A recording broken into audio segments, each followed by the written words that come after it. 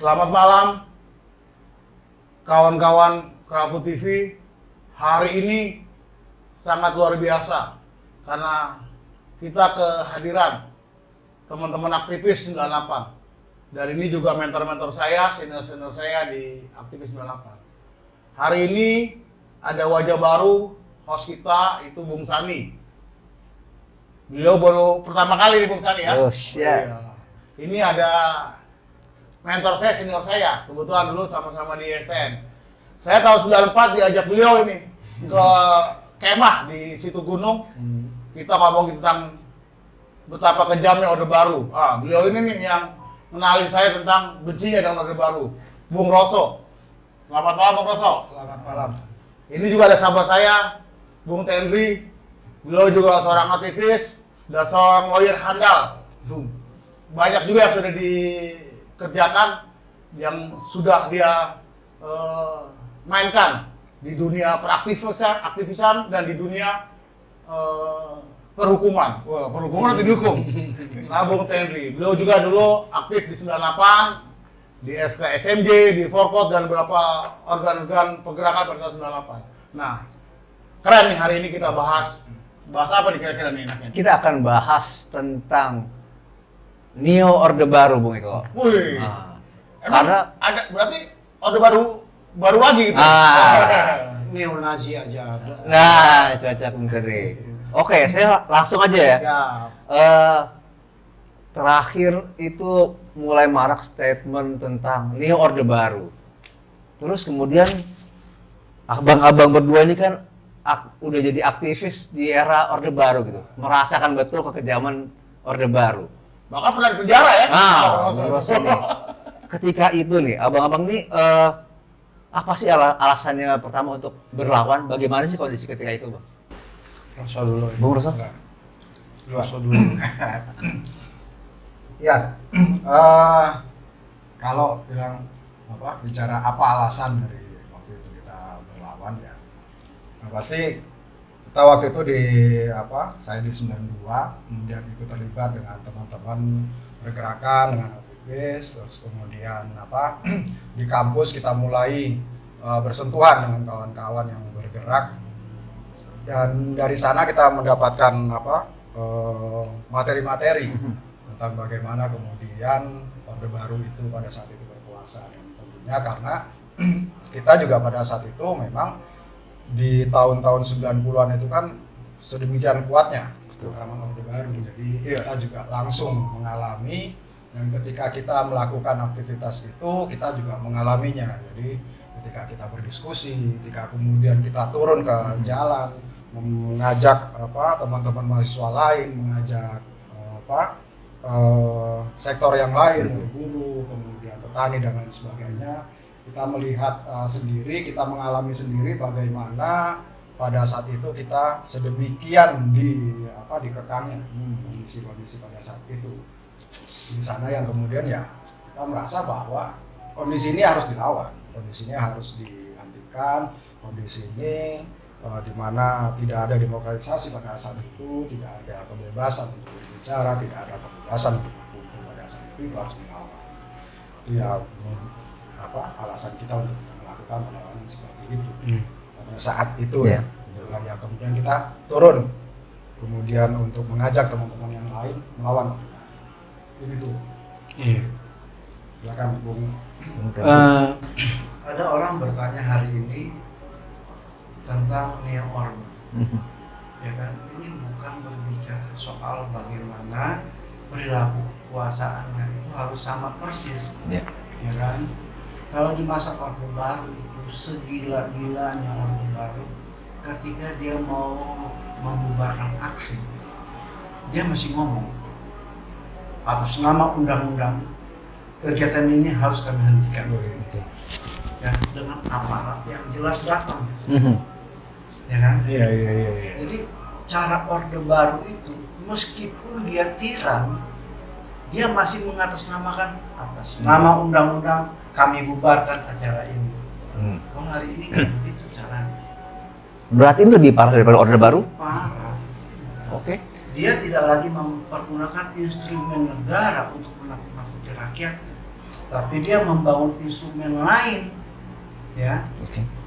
di mana negara itu datang dan hadir bukan karena uniformnya, Mhm. ya, tapi menciptakan teror lain, ya kan, yang dia bangun, dia dirikan, ya, bukan mempergunakan aparat, tapi masyarakat sipil, organisasi-organisasi sipil yang menteror rakyatnya sendiri, tapi diketahui oleh penguasanya.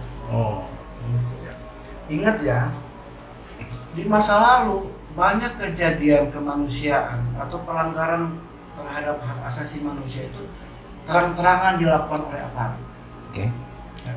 Tapi meski begitu, kita masih bisa menuduh. Kita tuduh Kapolrinya, kita tuduh Panglimanya, kita tuduh Presidennya, ya kan? Ya, betul. Ya. Kasus Marsina umpamanya. Ya.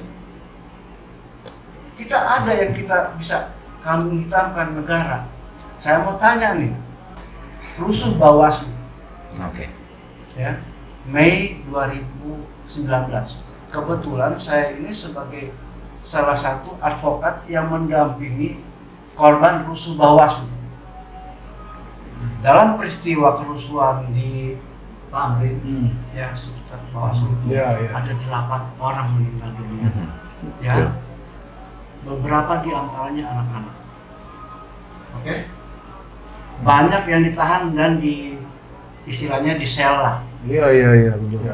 Sampai anak-anak itu sebagian besar bebas. Ada nggak pertanggungjawaban hukumnya? Siapa pelaku? Ya. Kan kalau kerusuhan itu kan tidak berdiri Betul. sendiri. Ya, Masyarakat melawan, tentunya ada aparat kan di situ. betul. Lalu aparat yang nembakin, aparat yang membunuh, ya kan? Kemana mereka?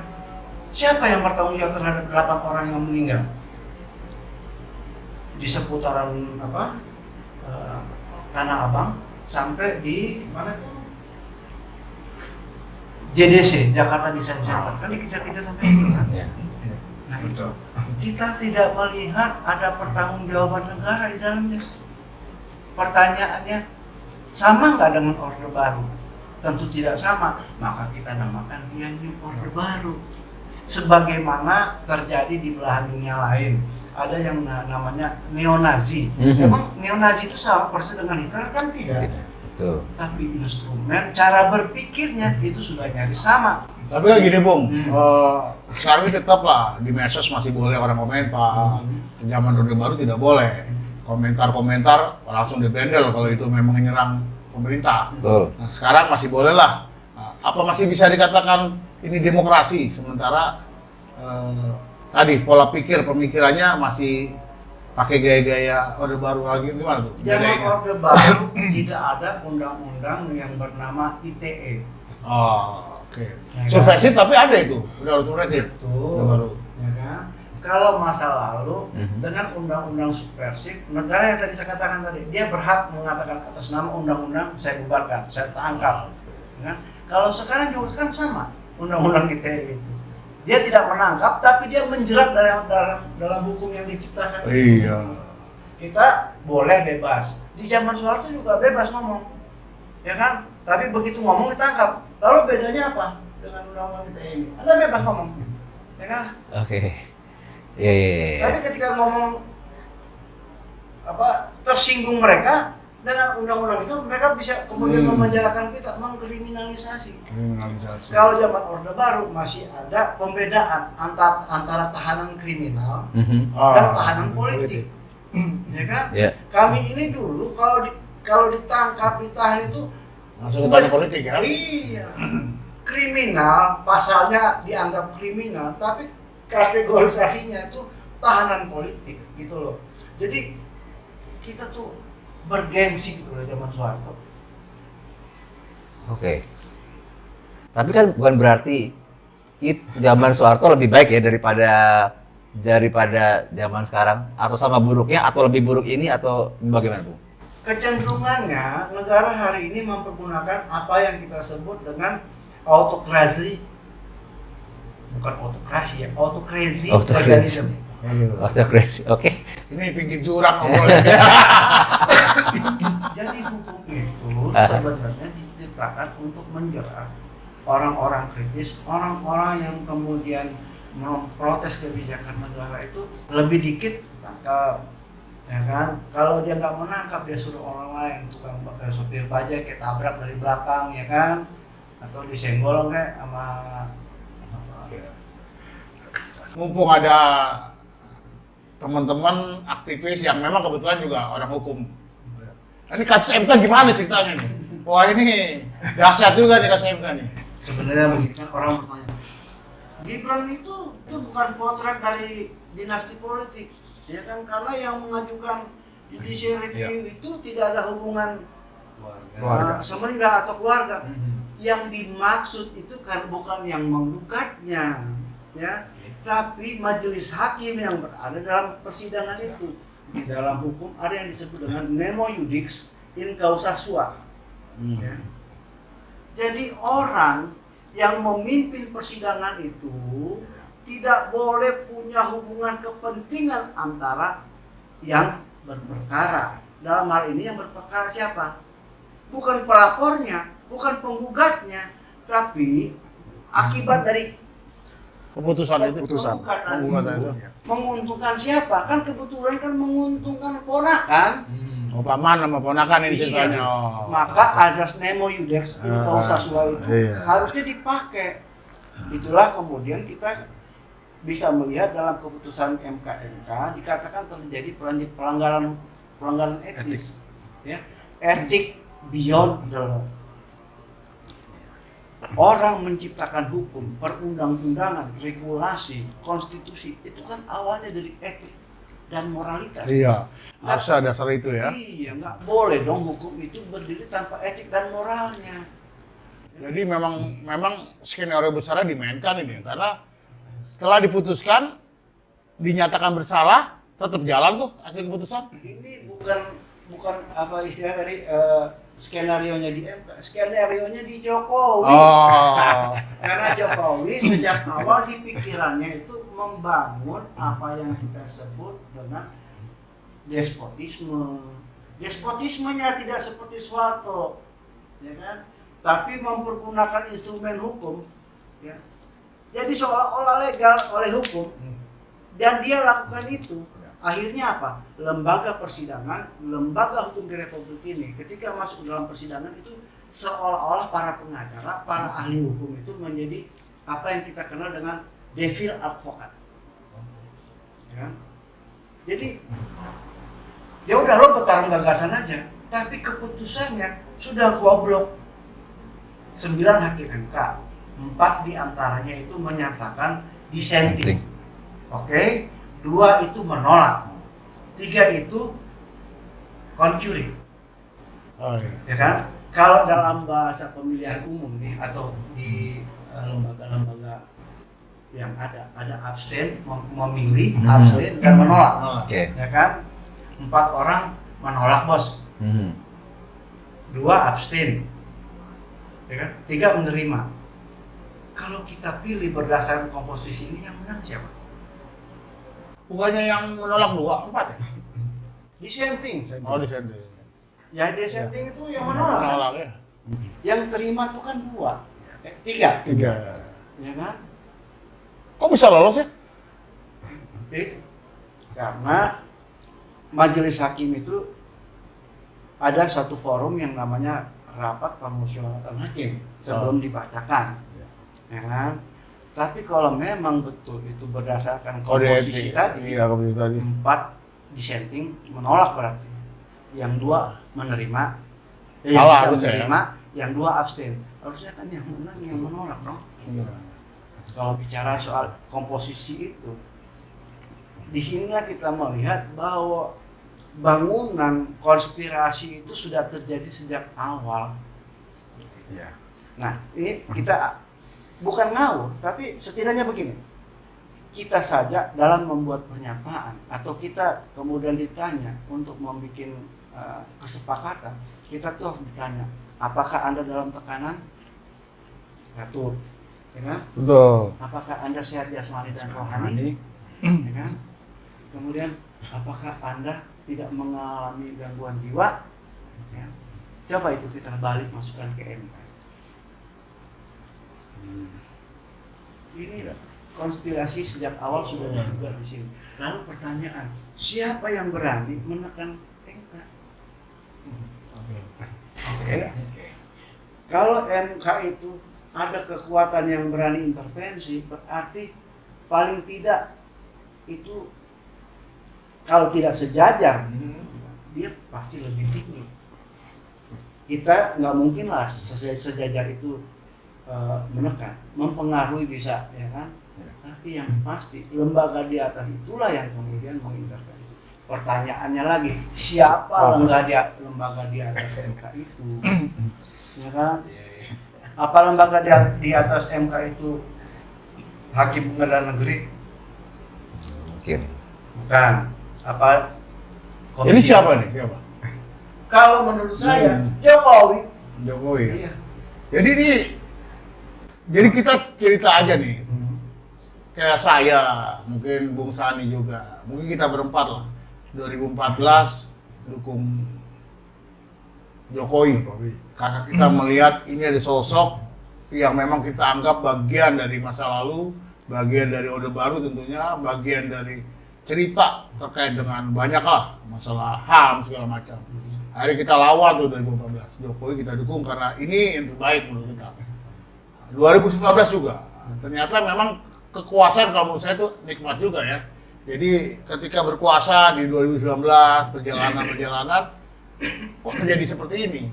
Apa memang cenderung manusia seperti itu kita juga nggak tahu. Tapi jelas kalau ini di belakangnya presiden, betul tadi awal kita bicara terkait dengan New Orde Baru ya. Betul. Ini lebih dahsyat.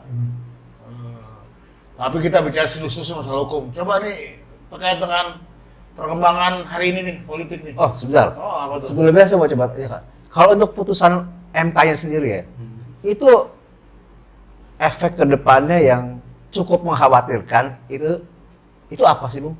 Jan Etes jadi presiden. Oke. Iya. Betul. Jadi ini bagaimana ngedesain cantiknya seorang presiden saat ini? Bagaimana di kelompoknya, ini diskusi ringan. Iya. Bagaimana di kelompoknya Pak Prabowo 02, berbagai macam partai ada di situ. Artinya apa? Ketika seandainya Pak Prabowo menang, presidennya Pak Prabowo, wakilnya Gibran, Prabowo tidak bisa berbuat apa-apa karena banyak partai di situ kan, yang minimal 3 atau 4 tahun dia ke kos-kosan. Nah, pemilu berikutnya Pak Prabowo sudah tua. Orang tuh wakilnya tuh dengan bahasa sudah berpengalaman capres, ya kan? Ya harusnya pikiran liar ini bukan cuma saya dan Tep yang punya. Tentu juga penguasa punya pikiran liar seperti Ya, itu. Sebenarnya kan kalau kita lihat juga kan di situ nyatakan ada bahwa ini adalah kesempatan bagi anak muda memimpin. Tapi kalau dilihat dari putusannya sebenarnya tidak ada berubah soal usia ya. Karena tetap 40. 40. Kan yang dipersoalkan adalah usia 40. Tapi kan kemudian dikembalikan bahwa putusannya tetap 40. Tetapi ada tambahan bahwa dia sudah berpengalaman memimpin daerah dengan melalui pemilihan langsung. Dengan alasan banyak lah. Ya, dengan alasan bupati. Tapi kalau dilihat itu kan di saat ini itu hanya kalau kita hitung itu hanya 30 orang dari sekian anak muda yang sebenarnya itu memiliki kemampuan lebih dari itu. Lebih dari Artinya Gibran ya. memang bahwa sebenarnya itu bukan, kalau menurut saya itu bukan kemudian ingin memberikan kesempatan kepada anak muda. Ini memang hanya segelintir orang dan memang sudah bahwa ini memang diperuntukkan bagi dia yang sudah seperti tadi ini memang sudah riset ke sana. Jadi itu. saya khawatir nanti ya kita berliar-liar karena cogito ergo sum katanya kan. Saya berpikir maka saya ada. Jadi gini, dugaan saya skenario ini sudah di Berpikir dengan bikinin 4 step ahead. Jadi sekarang ini Gibran jadi cawapresnya Prabowo, ya kan? Dan Jokowi kan pasti punya informasi dari dunia intelijen. ya kan? Kuasa umur memang miliknya Tuhan, Tuhan yang menentukan umur manusia. Tapi berpikir liar sekali lagi terlarang, ya kan? Tiba-tiba, ini umpama saja, ya kan? Prabowo terpilih, tapi saya yakin nggak terpilih sih. Iya, betul. Tiba-tiba terpilihlah, ini rekayasa liar, pikiran saya. Pemilu 2004 katakanlah Prabowo menang. Ya. Karena beban kerja presiden yang harus dirawat ke sana kemari, Tambah partai banyak. ya tambah partai banyak gitu kan, tiba-tiba kolaps lah. Setelah Nah, 2 tahun. Jangan 2 tahun, Setahun. 3 bulan. 3 bulan berkuasa. Mimpin rapat kabinet sampai tengah malam, ya kan, tiba-tiba berhalangan tetaplah seorang Prabowo. Secara konstitusi, ketika presiden berhalangan tetap, konstitusi memerintahkan yang namanya Gibran jadi presiden. Anak umur 35 tahun 37. baru 2 tahun jadi wali kota. Itu pun dikatrol katanya, direkomendasi. Ini suruh pimpin negara, waduh, Ya, negara makanya. 370 juta katanya. Tapi Ini 200 sebelum mikir ke sana juga sebenarnya ada pikiran yang lagi. Mungkin Bung Terendri yang sudah sedemikian dihukum. Ini kan Februari. Terus kemudian tadi jika gitu kan ya, seandainya menang. Euforianya kan semua karena dia Itu sujud Nah, syukurnya. terus kemudian 3 kali berturut-turut yang nanti. sebelum dilantik kemudian sudah. Iya. Nah, ini kan persoalan. Dulu aja nggak menang dia sujud syukur. Makanya kan kalau ternyata belum dilantik, kalau sudah dilantik kan kemudian ini menggantikan.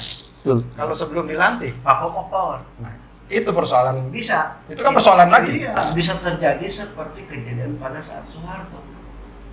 Rakyat mengambil alih.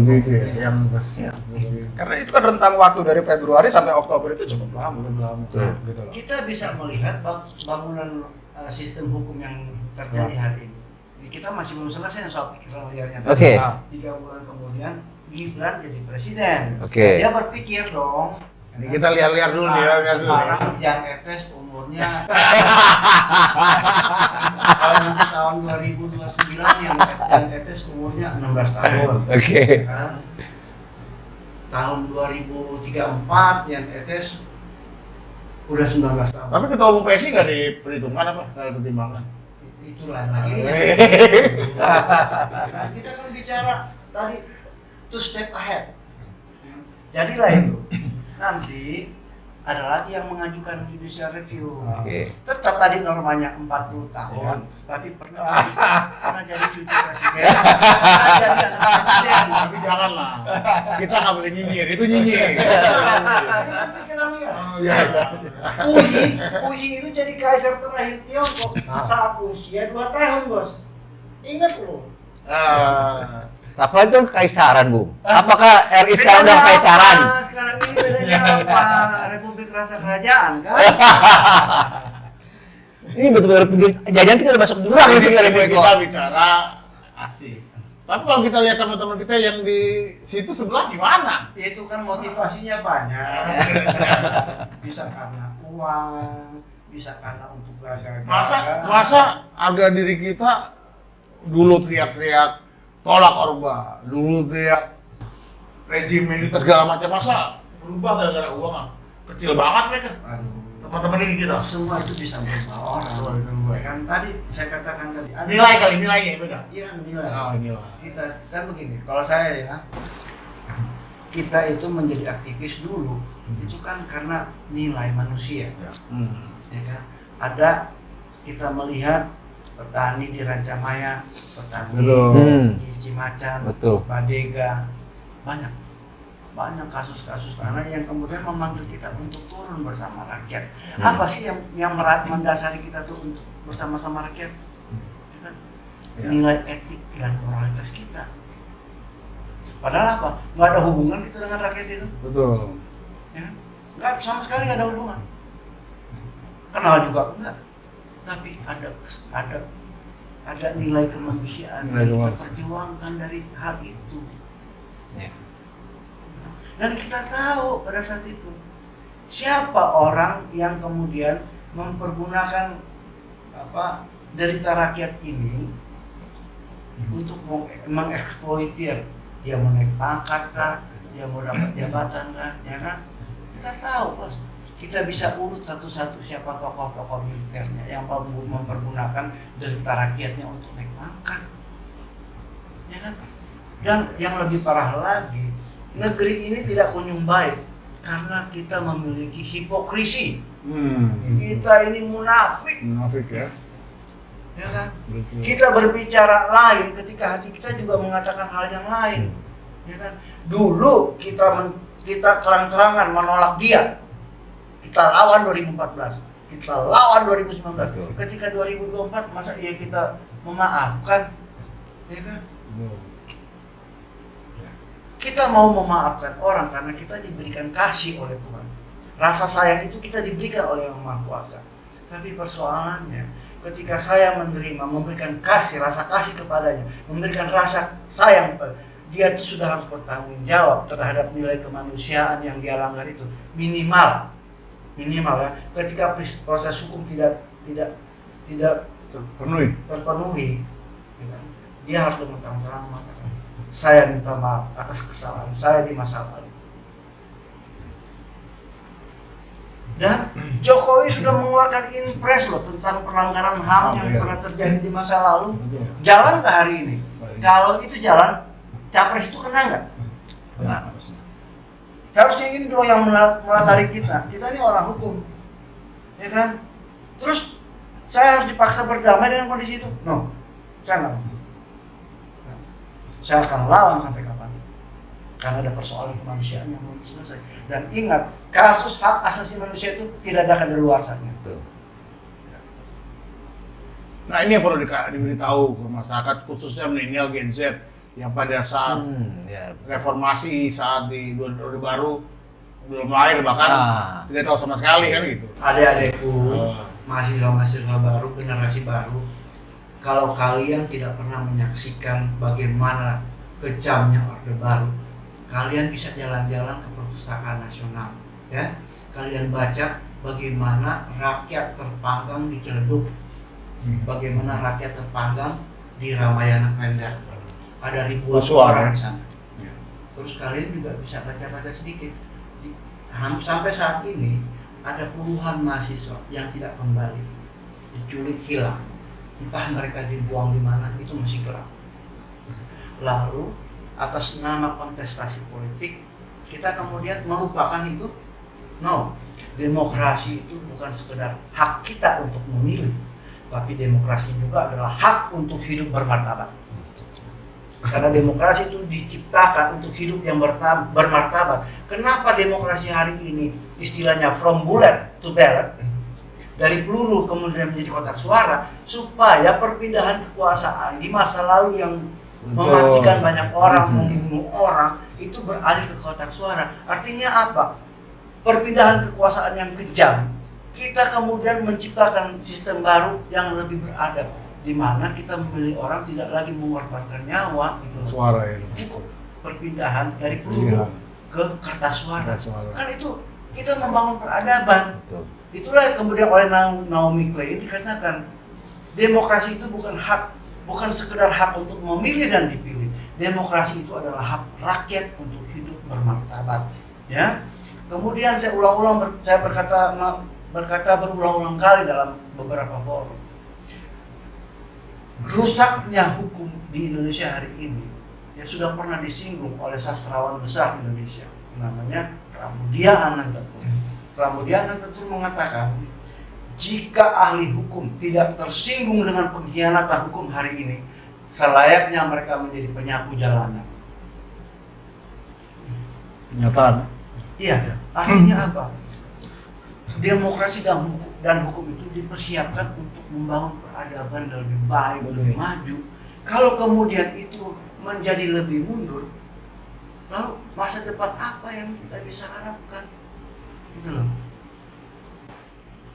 Apakah kemudian demokrasi yang hancur-hancuran ini kemudian masyarakat disuruh berekspektasi bahwa dipimpin oleh Gibran akan lebih maju? Ya nggak bisa dong, orang hukumnya udah hancur kok, demokrasinya udah hancur. Ekspektasi apa yang bisa dijanjikan kepada masyarakat ketika semuanya hancur? Jalan bersih apa yang kita bisa lewati sementara di depan kita ada genangan-genangan lumpur. Iya. Jadi perlu juga nalar yang sehat untuk melihat semua ini gitu loh. Jangan karena Gibran aja gitu loh. Come on. Kita ini udah dikejar-kejar tentara tahun 90-an, ya kan? Gibran itu masih main becek di pinggiran Kali Solo. Ya kan? Betul. Kita udah teriak-teriak, maaf nih. Kita udah teriak-teriak gantung suatu, gantung segala macam. Jokowi masih di hutan. Ya, jadi kalau dia nggak paham dengan reformasi, dia nggak paham dengan Orde Baru, wajar. Dia nggak pernah ikut masa Orde Baru. Ya kan?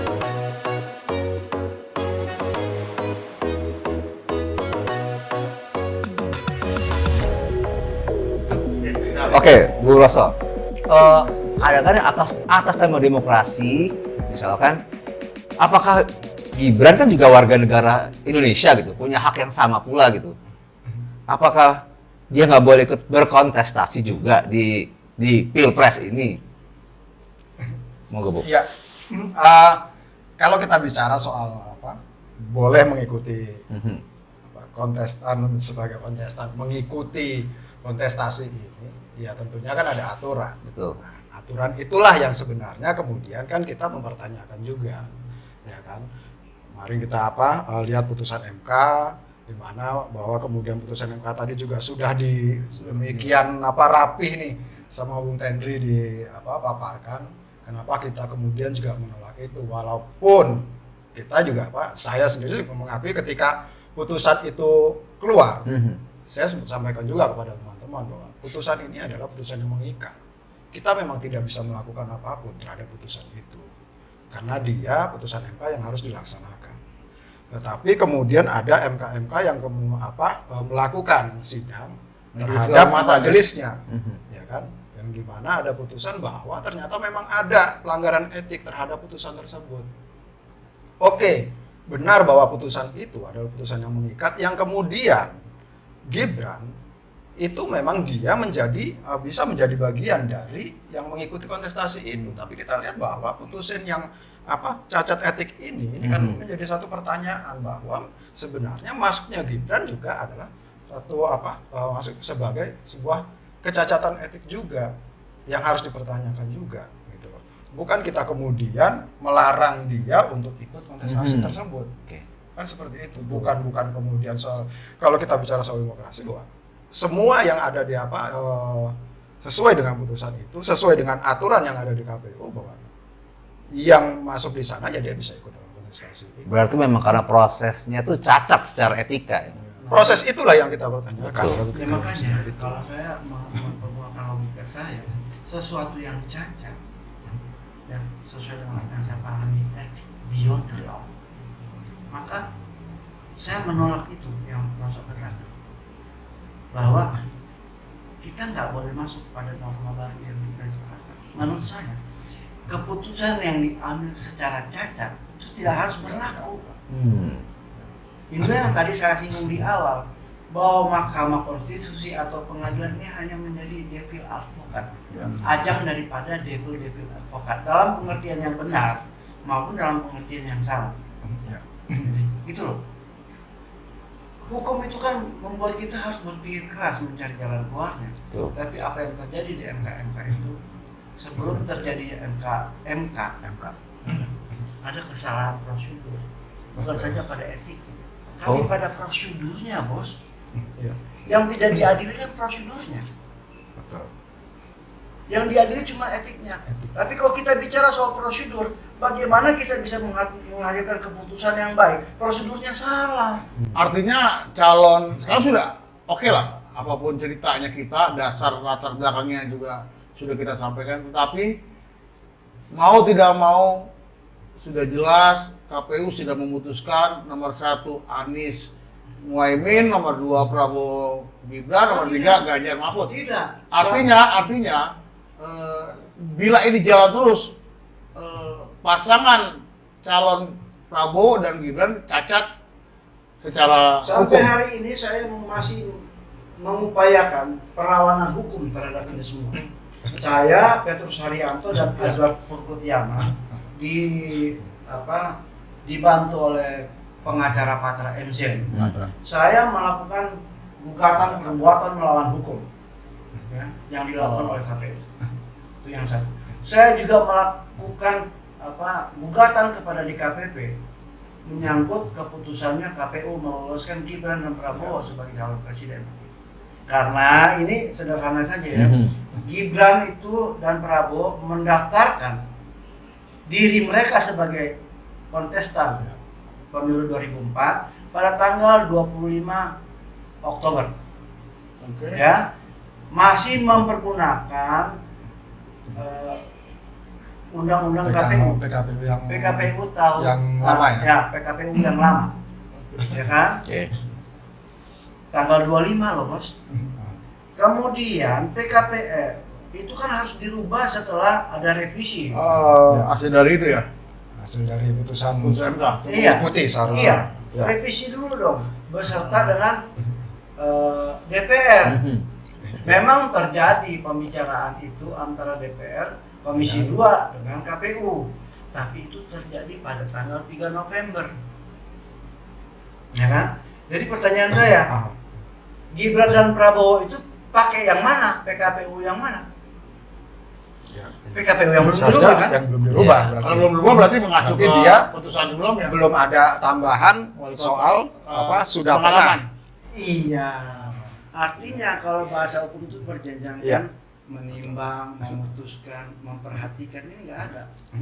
Ini pentingnya orang hukum yang memang sudah terlibat. Ya. Jadi Untuk memang melihat itu. Dan gimana? kemudian ya, melihat kita sudah menduga sejak awal KPU itu bukan penyelenggara pemilu, bukan. Penyelenggara pemilunya adalah Jokowi. Ya. Event organizer-nya KPU. Begitu. Berarti kayak IO sesuai pesanan dong. Sesuai pesanan. Itulah kemudian kita minta di KPP memecat semua komisioner KPU. Itu yang pertama. Yang kedua nih ya, beberapa hari terakhir ini kita dengar KPU katanya diretas Ya. oleh ini namanya Jimbo. datanya. Kan? Iya. Namanya Jimbo, keren loh. Ya. Ya kan? Bisa diretai ya. Yang ngerampok itu Jimbo kan namanya. Bisa jadi yang ngerampok ya mereka juga. Pernah nggak dengar seorang capres ngomong begini? Kalau ada rumah tetangga kita yang terbakar, ya kan? Oh iya. Kita bakar. Pernah dengar? Iya. Corling. Kalau Politik ada- ngeri ya, kejam.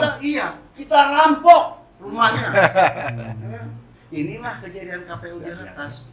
Kenapa? Dugaan saya KPU diretas ini untuk membuat kocar-kacir data pemilu, ya kan? Ya. Untuk meloloskan partai Guns N' Roses. Ya.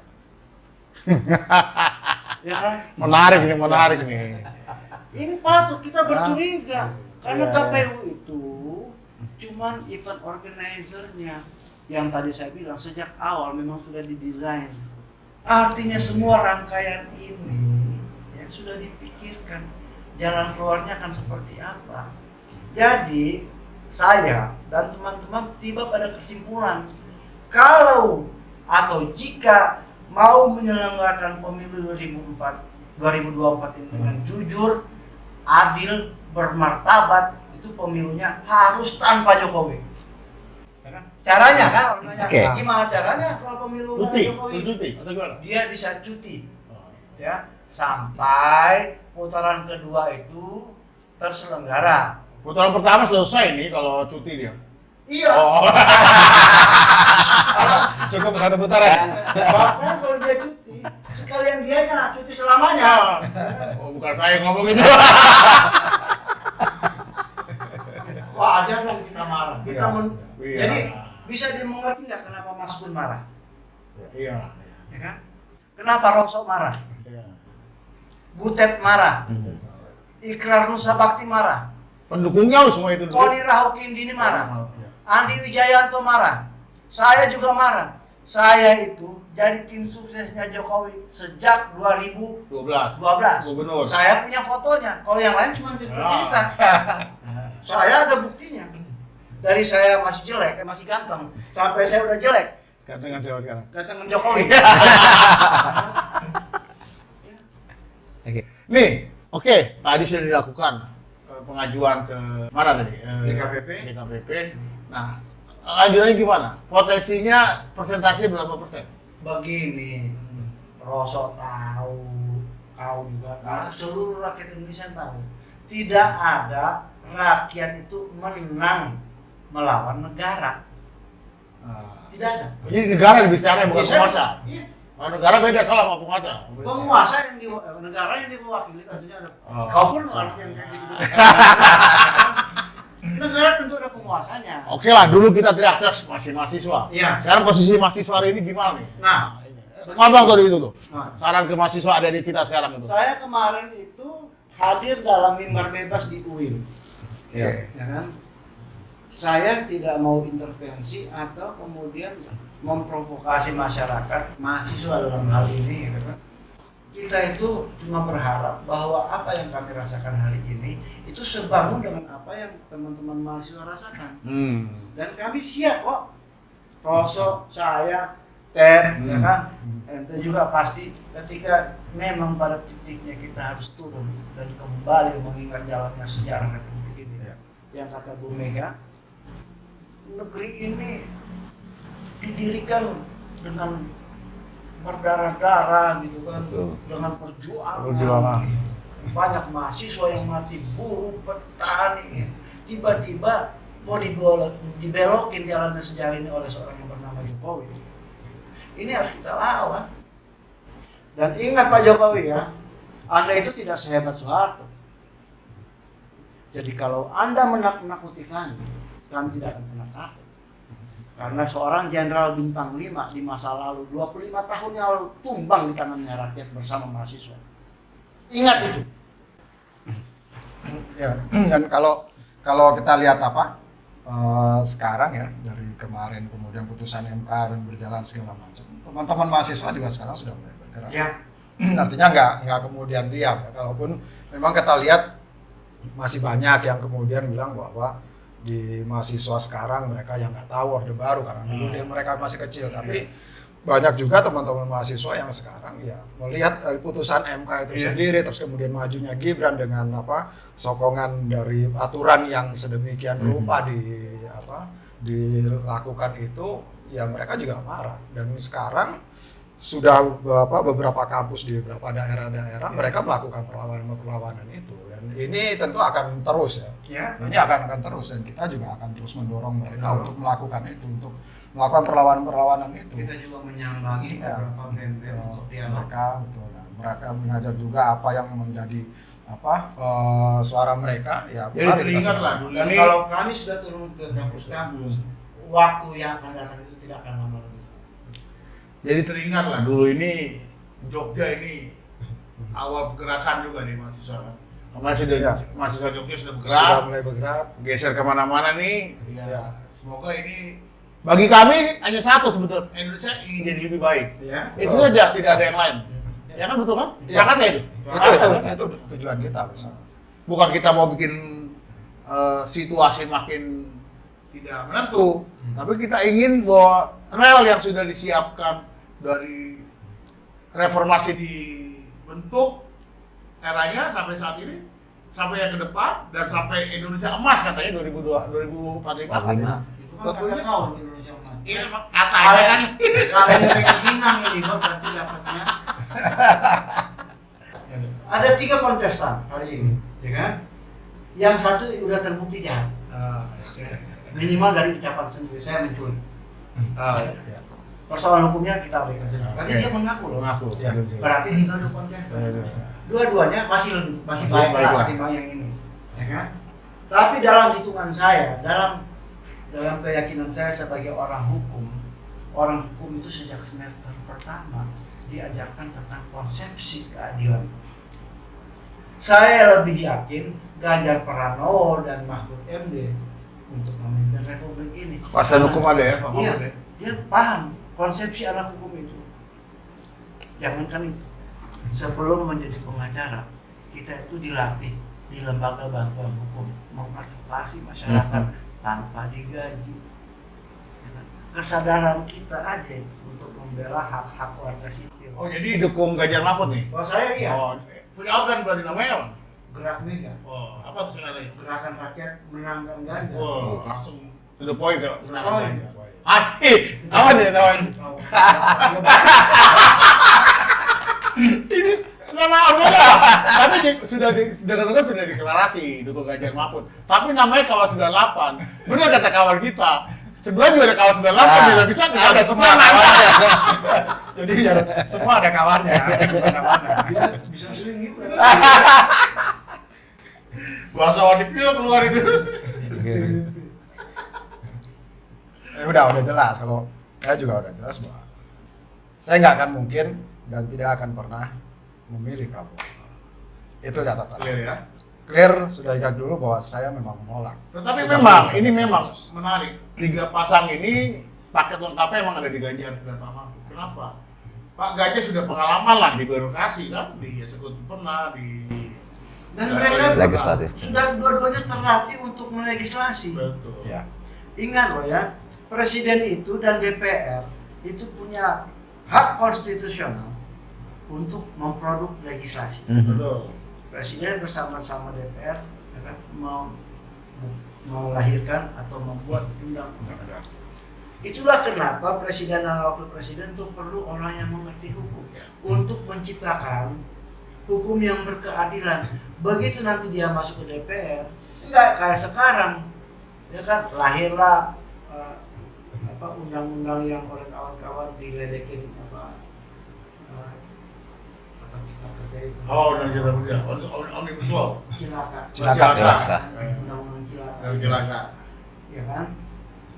Karena DPR-nya juga nggak semuanya paham hukum karena kebanyakan artis, ya, maka loloslah undang-undang cilaka itu, yang di kemudian hari itu pasti akan melahirkan generasi lumpen. Lumpen tuh apa lumpen? Ya, generasi rakyat miskin kota. Oh. Balik lagi dong ceritanya nih.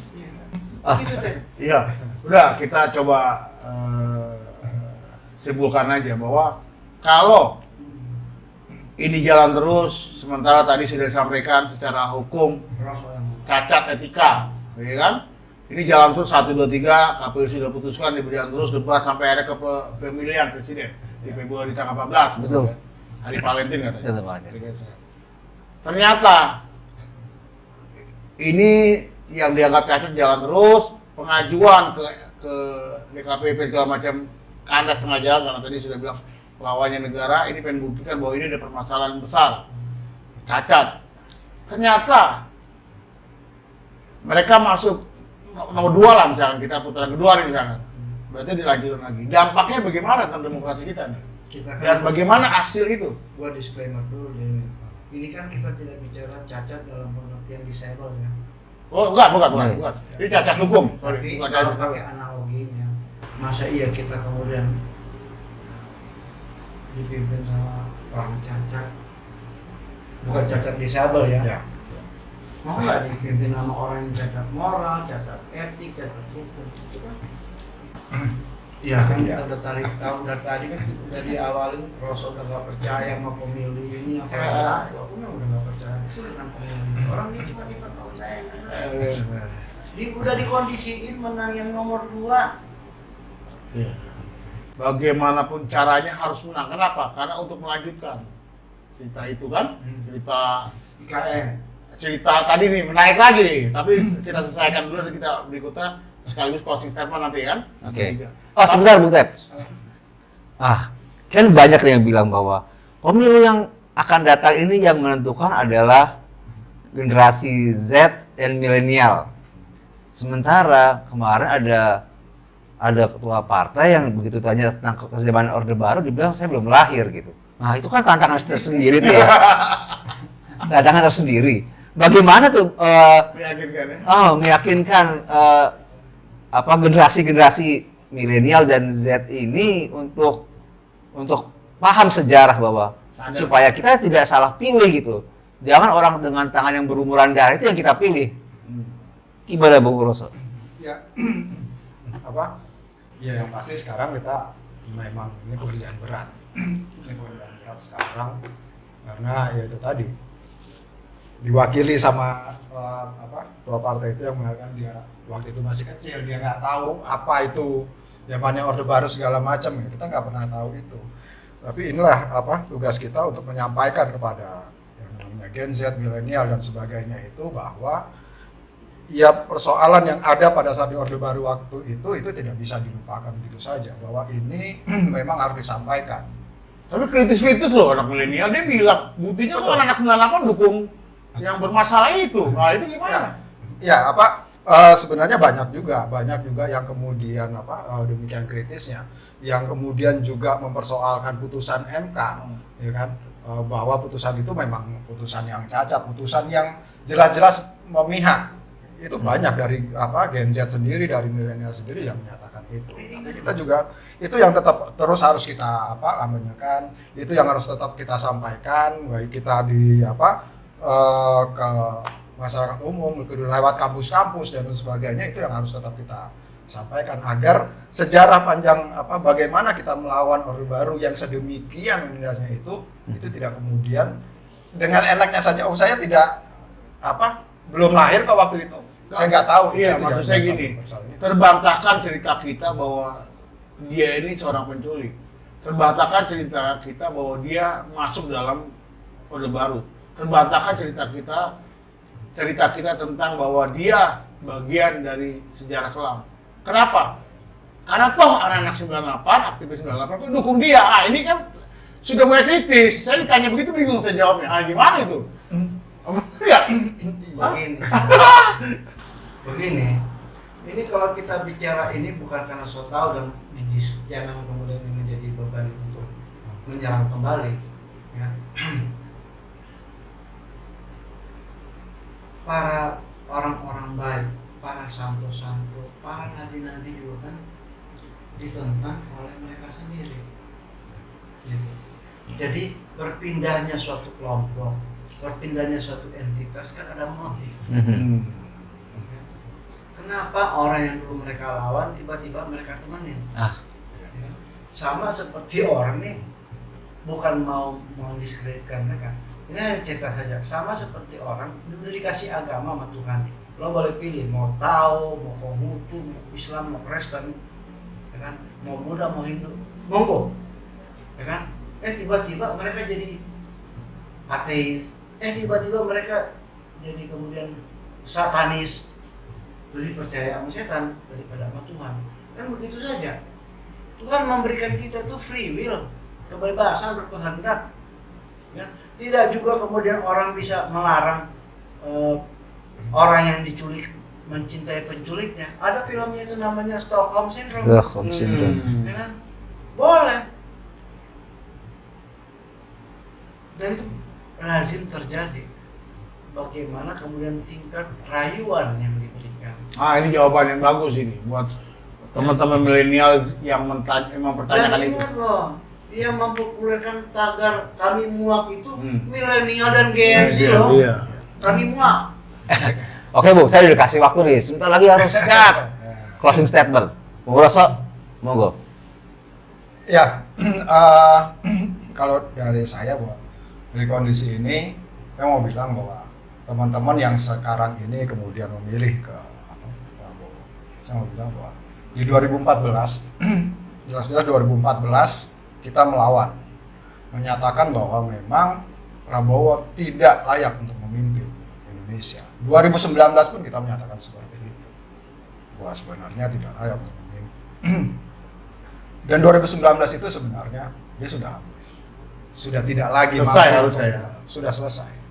Tapi Dibangkitkan lagi oleh kawan-kawan, dituntun oleh kawan-kawan. Seharusnya sekaranglah kalau kita mau menyatakan bahwa Indonesia maju ke depan, Indonesia unggul, seharusnya adalah Indonesia yang meninggalkan beban-beban itu, yang tidak lagi mengajak Prabowo untuk ikut kontestasi ke depan. Itu seharusnya. Bung Terry? Begini, saya hanya mau menitipkan pesan buat adik-adik pada halayak umum. Nah, jangan percaya makan gratis. Nah, jangan percaya juga yang namanya food estate. Puskes itu 50 tahun yang lalu udah bilang, kau lempar saja tongkat jadi tanaman. Tanaman. Ini udah dikasih hutan, udah gede, dikasih duit, nanam singkong nggak Jadi. bisa, ya kan? Terus percaya dengan janji, saya akan memberikan makanan gratis untuk siswa di Indonesia. Menurut data yang ada tuh sekitar 40 juta orang. Ini sebenarnya apa? Akal-akalan aja supaya ada pabrik apa tuh namanya, kuliner apa istilahnya? Catering. Catering. Wah. Kebayang nggak? Cateringnya 40 juta, setiap hari dikasih makan, kan? Sayur-sayuran. Jadi yang punya cateringnya si Ada BUMN penerbangan, ya kan? Kemudian bikin catering. Itu cateringnya besar. Terus tiba-tiba sekarang jumlah anak yang mau dikasih makan setiap hari 40 juta. 10 juta. Ya kan? Itu berapa besar itu yang di apa yang akan dia keruk dari, dan itu ingat bukan duitnya Prabowo juga, anggaran negara juga yang mau di switch dari dana pendidikan menjadi dana makan gratis. Seharusnya anak-anak itu dapat buku, ya kan, pensil dan lain-lain, tiba-tiba dikonversi jadi makan. Ente dikasih makan, buku nggak ada buat apa? Buat anak sekolah, buat apa itu? Iya, ente dikasih makan, pensil nggak punya. Ente dikasih makan nggak punya sepatu, ya kan? Artinya apa? Dana KJP, apa tuh? Dana KIP, habis. Ya udah, makan aja nggak usah sekolah berarti. Makanya jangan percaya janji-janji manis seperti kita kena gula. Cuma diabetes karena Tuanya ya? Iya. Anak muda sekarang juga banyak kan? Banyak. Kebanyakan makan janji manis. Ntar dapat diabetes lu. Jangan percaya sama janji-janji seperti itu. Kalau closing statementnya, jangan percaya janji-janji calon presiden yang bilang akan memberikan makan gratis. Oke, sip. Ya, terima kasih. Tak terasa nih sudah 1 jam lebih ya. Ini luar biasa ngobrol sama senior-senior nih. Pertanyaannya ditayang kan nih? Jadi kita sudahi malam ini. Tunggu saja nanti di Krapu TV, channel Krapu TV yang akan kita sebarkan di seluruh medsos yang ada, dan tentunya juga teman-teman ikut bantu nyebarin. Dan jangan lupa mahasiswa, mari berpikir kritis, mari berpikir tentang bagaimana nasib ke depan, yaitu bagaimana memilih seorang calon presiden dan wakil presiden yang baik dan benar-benar baik untuk masa depan, dan tidak ada masa lalu yang menjadi beban. Saya rasa itu dari saya. Semuanya sudah menyelesaikan ini dengan indah pada waktunya. Ini bukan tentang ganja, ini tentang penindasan. Salam 3 jari, dan ini demokrasi yang tertindas. Ayo gini dong. 3 jari.